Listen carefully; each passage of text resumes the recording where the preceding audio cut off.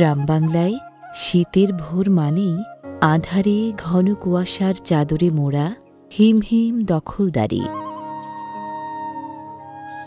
গায়ের কর্মিষ্ঠ মানুষেরা ভোরেই পা রাখেন কুয়াশামাখা মেঠো পথে। শীত মানে না পাখিরাও। ঘন কুয়াশা আর কনকনে ঠান্ডাকে পাত্তা না দিয়ে চন্দনপুর গ্রামের চাষিরা ক্ষেত খামারে কাজ শুরু করেন খুব ভোরে।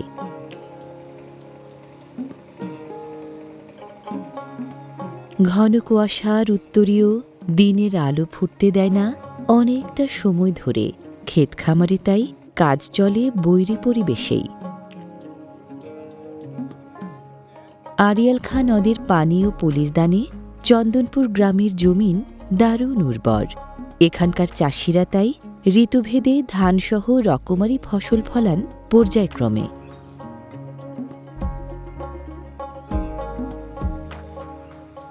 কৃষিপ্রধান এই চন্দনপুর গ্রামটি নরসিংদী জেলা সদরের প্রায় ২৬ কিলোমিটার দক্ষিণ পশ্চিমে, বেলাবো উপজেলা সদরের প্রায় ৫.৫ কিলোমিটার পশ্চিমে এবং বাজনাবো ইউনিয়ন সদরের প্রায় ১.৫ কিলোমিটার পশ্চিম দক্ষিণে।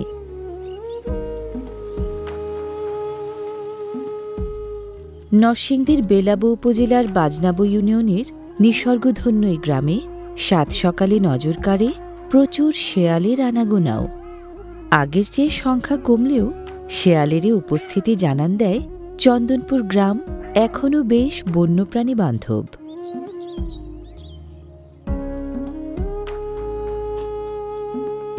ভোরের আলো ফুটতে থাকে যখন চন্দনপুর গ্রামের পাড়ার দোকানে তখন বসে গরম গরম চিতই পিঠা বিক্রির ব্যস্ততা।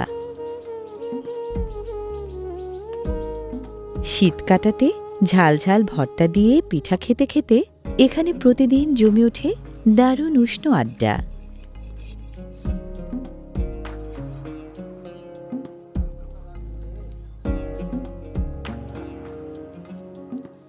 সাত সকালে শুধু শীত পোশাকে শীত মানে না, উঠানে তাই খড় বিচালি জেলে আগুনের ওম নেয়া। ছোট বড় নারী পুরুষ সকলে মিলে আগুন পোহানোর এই আয়োজনটাও শীতকাতর গ্রাম বাংলার আবহমান ঐতিহ্য।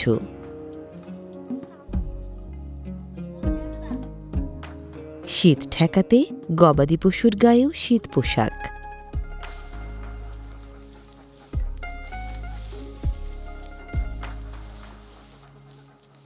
সাধারণত উঠানে সূর্যের আলো পড়ার আগেই ধান সেদ্ধ করার পালা সারেন এ গ্রামের কৃষিজীবীরা। ধানসহ নানা রকম ফসলই চন্দনপুরবাসীদের সাংবৎসরিক আয়ের মূল উৎস। কারো কারো আয়ের উৎস হাঁস মুরগির খামার। শীতের সময় বৈদ্যুতিক বাতির কাছাকাছি গা ঘেঁষাঘেঁষি করে জটলা পাকানোর এই পায়তারা ওম খোঁজার জন্যই।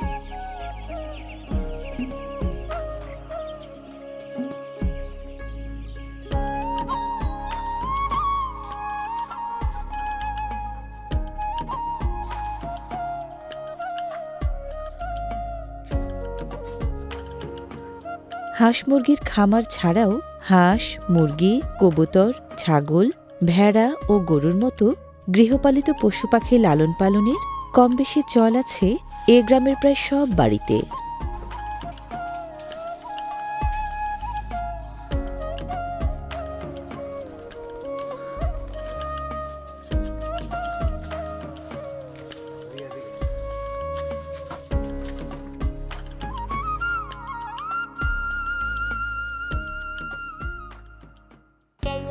প্রতি বছর প্রচুর আখ ফলান চন্দনপুর গ্রামের চাষিরা।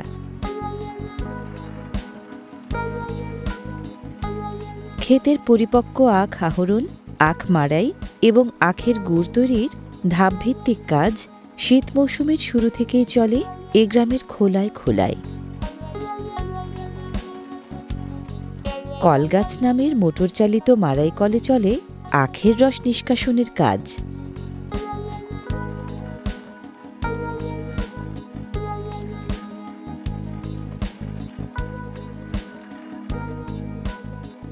চন্দনপুর গ্রামের আখ চাষিরা উৎপাদিত বেশিরভাগ আখের নিষ্কাশিত রস ব্যবহার করেন আখের গুড় তৈরির কাজে। তাফাল বা জ্বালাহাঁড়ি নামের আয়তাকার পাত্রে আখের রস ঢেলে আখের গুড় বানানো হয় আখা নামের চুলায় জাল দিয়ে। আখের মরা পাতা ও ছোবড়া জ্বালানি হিসেবে ব্যবহৃত হয় রস জাল দিতে।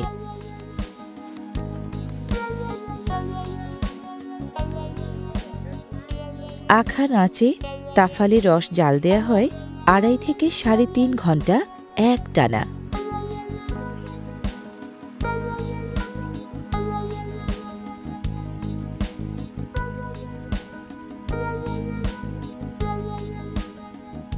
জলীয় অংশ হারিয়ে কাঙ্ক্ষিত মাত্রায় ঘন না হওয়া পর্যন্ত জাল দেয়া রস নাড়তে হয় একটানা।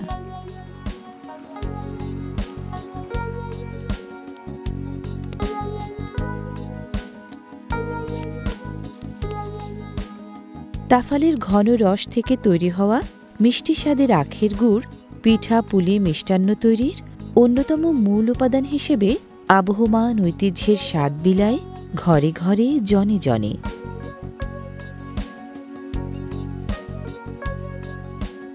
আখ চাষে পর্যাপ্ত সেচ আর সময় লাগলেও পরিশ্রম, পরিচর্যা এবং উৎপাদন ব্যয় তুলনামূলক কম লাগে। অন্য অনেক ফসলের চেয়ে এটা লাভজনকও বেশি।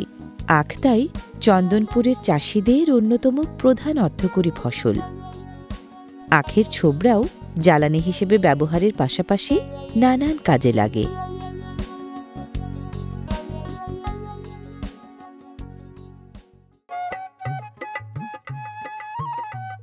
আড়িয়াল খাঁ নদ অববাহিকার চন্দনপুর গ্রামে পুকুর, ডোবা, জলার অভাব নেই। শীতে পানিতে টান ধরলে পাম্প মেশিন দিয়ে পুকুর সেঁচে দল বেঁধে এভাবে মাছ শিকারে মাতেন চন্দনপুরের বাসিন্দারা।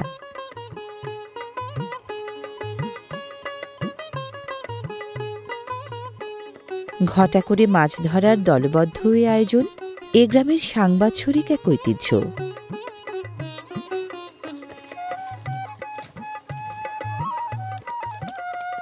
পাঙাশ, তেলাপিয়া, বেলে, ট্যাংরা, কই, শিং, মাগুরসহ ছোট বড় নানা প্রজাতির মাছ আহরণের দলবদ্ধ এই আয়োজন চন্দনপুর গ্রামে প্রতি শীতে বিলায় মাছ শিকারের আনন্দ আর সম্প্রীতির সুখ।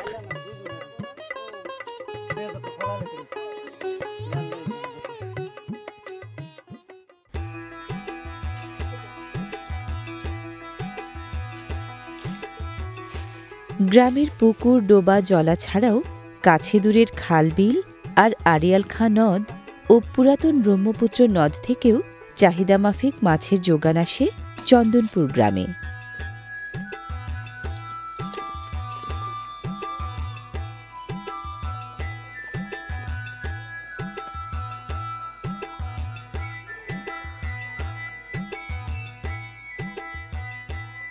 নানান উৎস থেকে আনা নানা আকারের নানা প্রজাতির তরতাজা মাছ দৈনিক আমিষ চাহিদার অনেকটা মেটায় এ গ্রামের বাসিন্দাদের।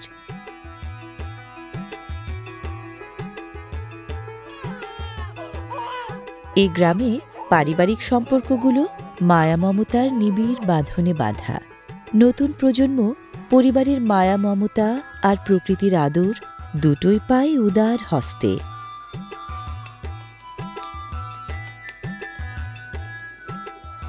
দৈনন্দিন গেরস্থালী জীবনের চিরচেনা অনুষঙ্গ গৃহিণীর রান্নাবান্না। খাবারের উপকরণ থেকে শুরু করে চুলার জ্বালানি, বেশিরভাগ দরকারি জিনিসই কিনতে হয় না তেমন। বহুমাত্রিক উৎপাদন প্রক্রিয়ার সাথে যুক্ত থাকায় এ গ্রামের বাসিন্দারা নিজেদের চাহিদা মেটাতে পারেন নিজেরাই।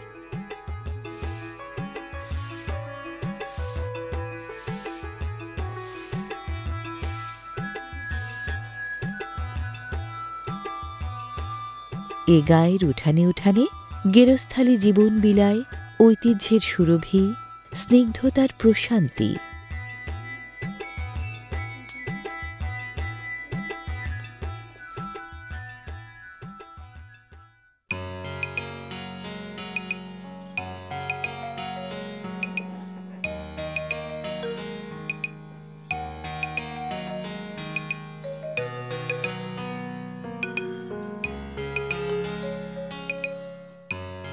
রুটি বেলার এই কাজ চন্দনপুর গ্রামের কোনো গেরস্থ বাড়িতে চলছে না। রুটি বেলা ও রুটি ভাজার এই কাজ চলছে চন্দনপুর গ্রামেরই এক খাবারের দোকানে।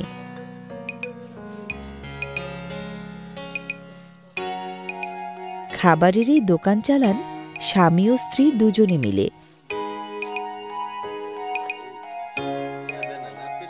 এখানে গরম গরম রুটি আর সবজি বিক্রি হয় সুলভ মূল্যে।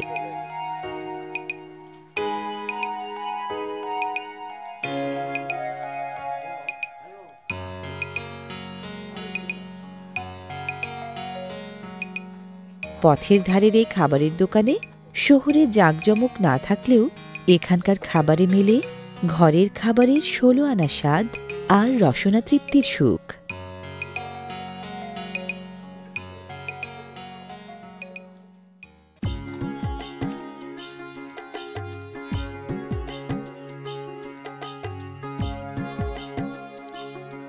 বেলাবু উপজেলার বাজনাবু ইউনিয়নে মৌজা আছে মোট ৭টি, গ্রামও আছে ৭টি। সেই ৭ গ্রামেরই একটি ঐতিহ্যবাহী এই চন্দনপুর। এর অবস্থান ৩ নম্বর ওয়ার্ডে।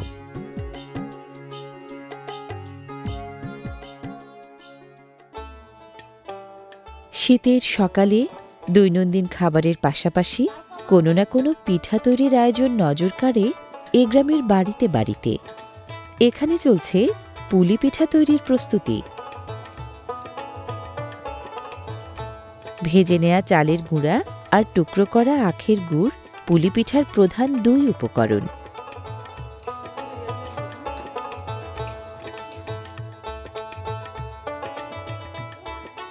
গুড়ের টুকরা গলে গেলে তাতে মেশানো হয় কুচি করা নারিকেল। গুড় ও নারিকেল এক হলে যে কোনো পিঠার স্বাদ বাড়ে। বয়মে চাল ও বাদামের গুঁড়া, গুড় ও নারিকেলের মিশ্রণে চাল ও বাদামের গুঁড়ার মিশ্রণ পুরোটা ঢেলে দিয়ে খুন্তির সাহায্যে একটানা নেড়েচেড়ে উল্টে পাল্টে দিলে জমাট বেঁধে আঠালো হয় পুলি পিঠার পুর।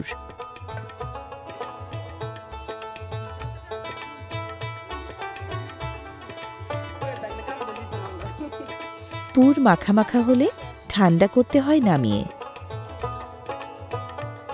এবার লবণের সংযোগ চালের গুঁড়ার সাথে।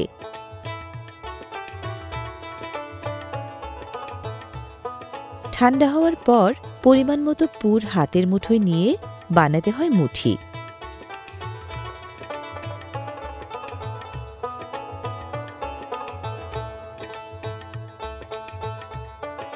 পুলি পিঠার পুরটাই আসল। পুর যত সুস্বাদু, পিঠা তত মজা। গরম পানি ও পানির ভাপ পুলি পিঠা বানাতে দুটোই লাগে। লবণ মেশানো চালের গুঁড়ায় গরম পানি দিয়ে নেড়েচেড়ে বানানো হচ্ছে মণ্ড।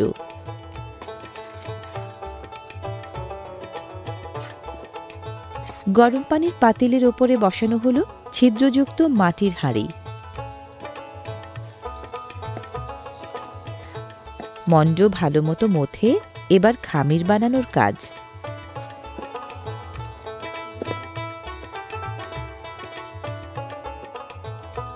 পরিমাণ মতো খামির নিয়ে বেলুন পিঁড়িতে বেলে বানানো হচ্ছে ছোট আকারের রুটি।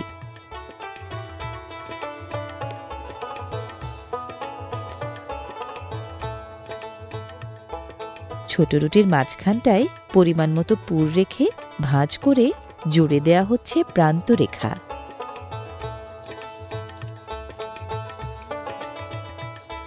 প্রান্তরেখায় অল্প অল্প করে মুড়ি ভেঙে দিলে তৈরি হয় বাহারি নকশা।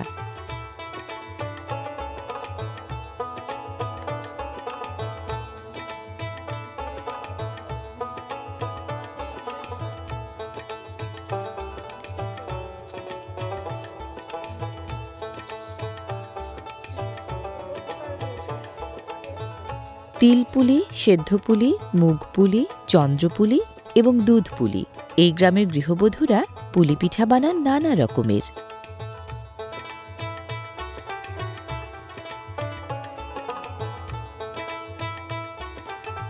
ফুটন্ত পানির ভাপ বের হচ্ছে সচ্ছিদ্র হাঁড়ির ছিদ্র দিয়ে। কাঁচা পুলি পিঠাগুলো ছিদ্রগুলোর ওপরে রাখা হচ্ছে সেই ভাপে সেদ্ধ করার জন্য।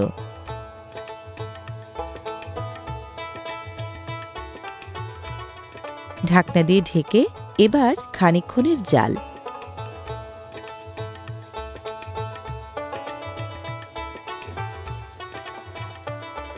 ভাপের তাপে সেদ্ধ হওয়া পিঠা এবার নামানোর পালা।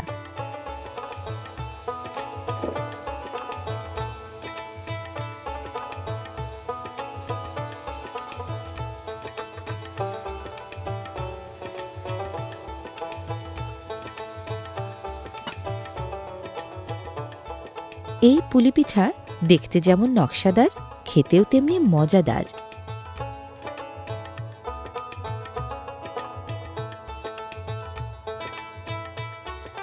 মজাদার এই পুলি পিঠা দুধে ভিজিয়ে খাওয়া যায়, দুধে না ভিজিয়েও খাওয়া যায়।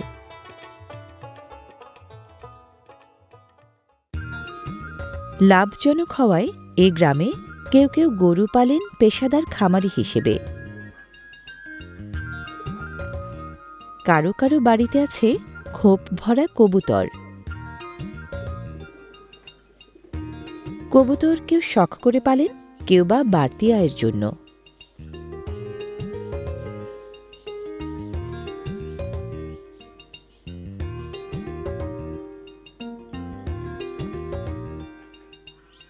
খোলামেলা উঠান আর বড়, মাঝারি, ছোট নানা মাপের মাটির ঘর চন্দনপুর গ্রামে বেশ চোখে পড়ে।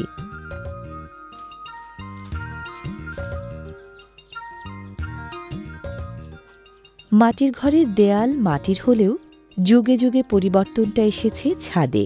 খড় ও ছন ছাপিয়ে আচ্ছাদন হিসাবে ঢেউটিনের ব্যবহারই এখন বেশি। এই গ্রামে ফুল লতা পাতার অলঙ্করণও বেশ নজর কাড়ে মাটির ঘরের গায়ে গতরে।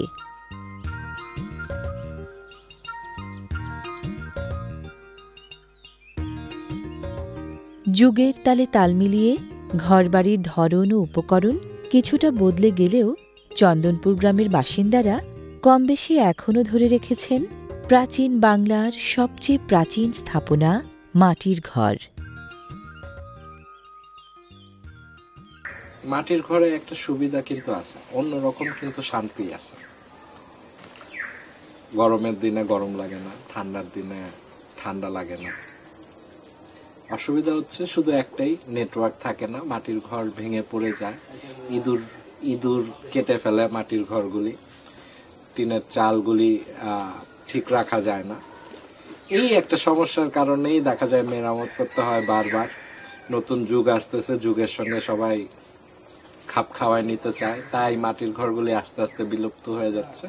আমাদের একটা মাটির ঘর আছে যেটা 100 বছরের পুরানো হবে, এটাই এখন সংরক্ষিত আছে। পুরো চন্দনপুরের মধ্যে মনে হয় এরকম 2টা বাড়ি আছে যেটা 100 বছর পুরানো। সেটার মধ্যে আমাদের একটা আছে, আর একটা ওই সাইডে উত্তর দিকে আছে।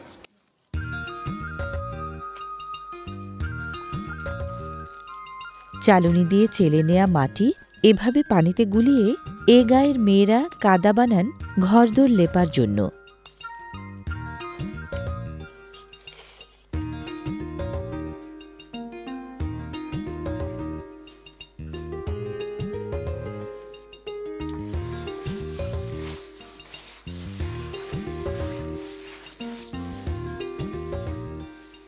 নিজেদের মাথা গোঁজার ঠাঁইটা এ গাঁয়ের কর্মিষ্ঠ মেয়েরা কাদামাটি দিয়ে লেপে পুছে নিয়মিত পরিপাটি রাখেন।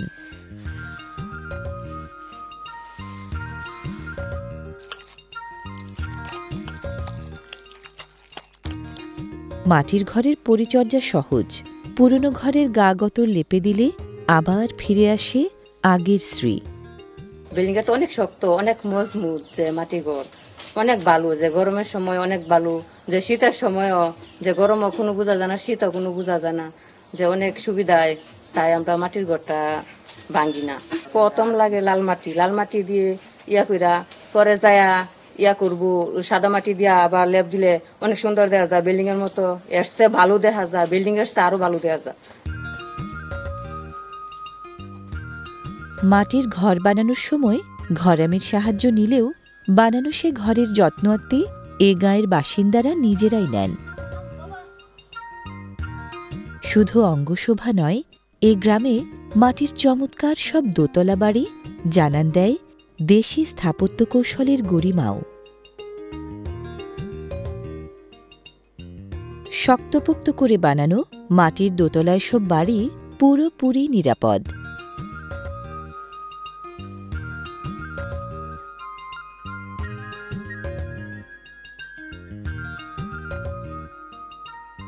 মাটির ঘর যেমন টেকসই তেমনি পরিবেশ বান্ধব। আঠালো কাদামাটির এসব ঘর বানাতে খরচও তুলনামূলক কম পড়ে।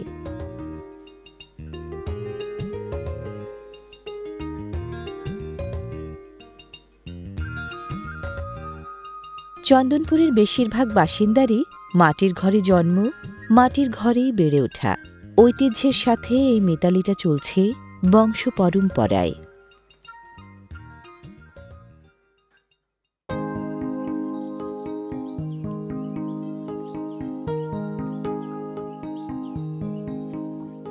কৃষিপ্রধান এই গ্রামের অন্যতম অর্থকরী ফসল আনারস।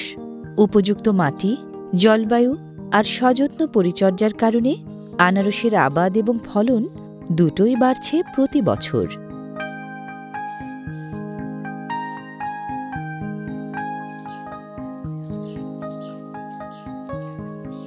জাম্বুরা, লটকন, কাঁঠালসহ নানা রকম মৌসুমি ফলফলাদিরও বাড়বাড়ন্ত ফলন এই গ্রামে।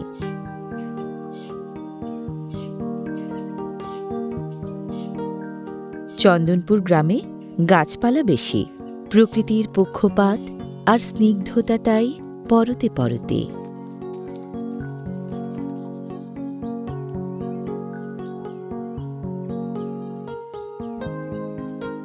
আগবাসতলা ছেয়ে থাকা বাঁশের ঝাড় গ্রাম বাংলার চিরায়ত ঐশ্বর্য। এই ঐশ্বর্যের কোনো কমতিই নেই চন্দনপুরের পাড়ায় পাড়ায়।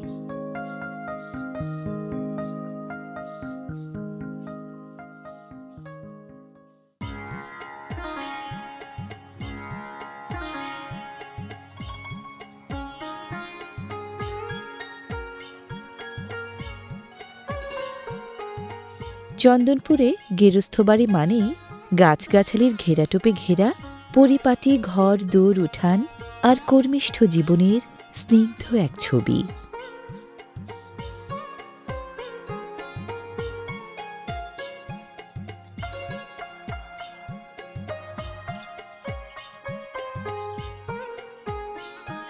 শহরে থাকা মানুষজনের মতো শুধু শীত মৌসুমে নয়, চন্দনপুরের বাসিন্দারা তেলের পিঠাসহ নানা পদের পিঠাপুলি বানান এবং খান কমবেশি সারা বছরই।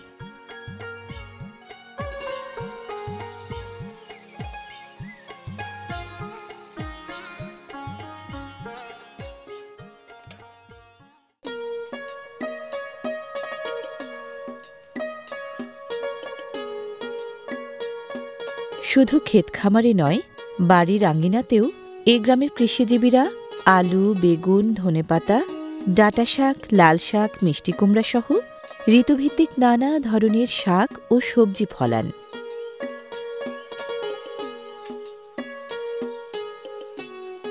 এই চন্দনপুরের মতো নরসিংদীর 1095টি গ্রামের কৃষিজীবীরা রকমারি শাকসবজি প্রচুর পরিমাণে ফলান বলেই নরসিংদী দেশ জুড়ে খ্যাতি পেয়েছে সবজি ভাণ্ডার হিসেবে।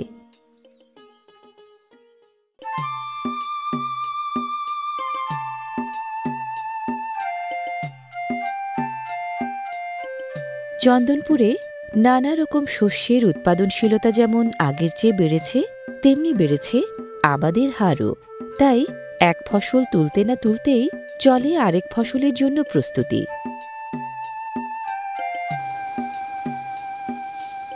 জমি কর্ষণের সনাতন পদ্ধতির বদলে এই গ্রামে দিন দিন বাড়ছে ট্রাক্টর ও পাওয়ার টিলারের ব্যবহার।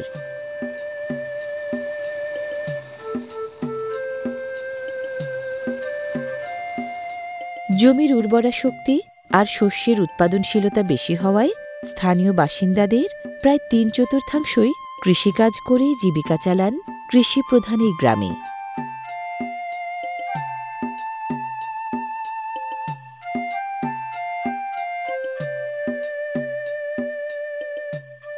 এই চন্দনপুর গ্রামের প্রায় 2/3 আবাদি জমিতে বছরে ফসল ফলে কমপক্ষে 2 বার আর 1/3 ফলে 3 বার।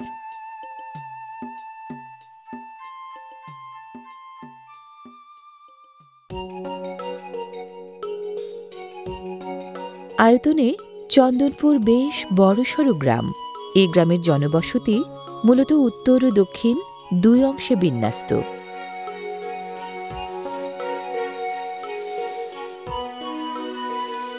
কৃষিকেন্দ্রিক উৎপাদন ব্যবস্থার সাথে যুক্ত থাকায় এই গ্রামের বাসিন্দাদের জ্বালানি সংকটে তেমন ভুগতে হয় না।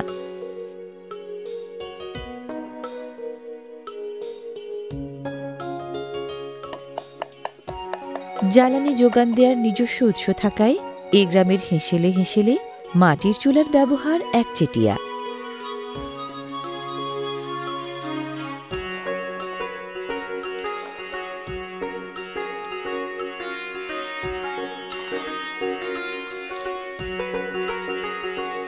রান্নার সময় রাঁধুনিরা দোকলা হলে রাঁধতে রাঁধতে জমান খোশ গল্পের আড্ডাও।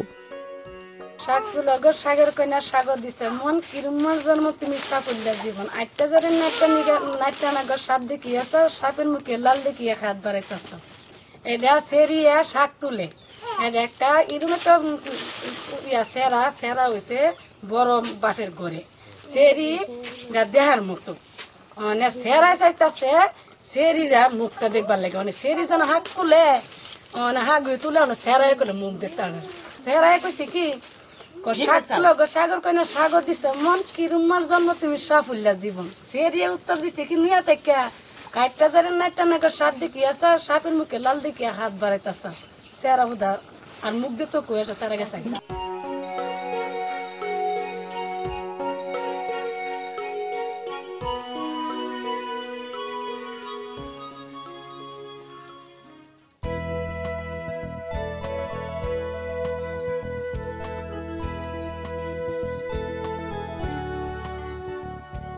চন্দনপুর গ্রামের উত্তরভাগে চমৎকার এই পুকুরটি বয়সে যেমন প্রাচীন, নিসর্গ শোভাতেও তেমনই মায়াবী।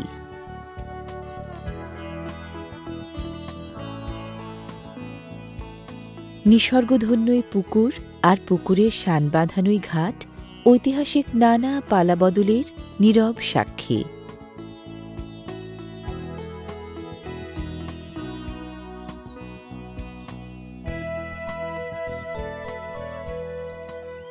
আমাদের পূর্বপুরুষরা এসেছে এখানে 1932-তে, তো তারা জমি কিনেছে এখানে দক্ষিণ দিকে। আর এই জায়গায় আমরা কিনেছিলাম হচ্ছে মোস্টলি 59 বা 58, অ্যাকুরেটটা আমার মনে নাই। ওই টাইমে হিন্দুরা এখানে বসবাস করতো সবচেয়ে বেশি। এই পুকুরটা এটা কিন্তু একটা ঐতিহ্যবহ পুকুর, সেটা পুরা বেলাবর মধ্যে এরকম ঘাট কিন্তু একটাই আছে। আর এটা বানানো হয়েছিল কিন্তু আপনার 150 বছরের উপর হবে এটার ইতিহাস। এই ইতিহাসটা যে ইটগুলি আনা হয়েছিল তখন ইটগুলি কিন্তু এখানে ইটের ভাটা কিন্তু ছিল না কোনো জায়গায়, এই ইটগুলি কিন্তু আনা হয়েছিল ডিরেক্ট কলকাতা থেকে। সোনালী অতীতের গল্পগাথায়, নিরাভরণ জীবনের স্নিগ্ধতায়, ঐতিহ্যের দারুণ ঐশ্বর্যে আর প্রকৃতির মন কাড়া সৌকর্যে নরসিংদীর বেলাবো উপজেলার বাজনাবো ইউনিয়নের এই চন্দনপুর গ্রাম আসলেই হৃদয় ছোঁয়া।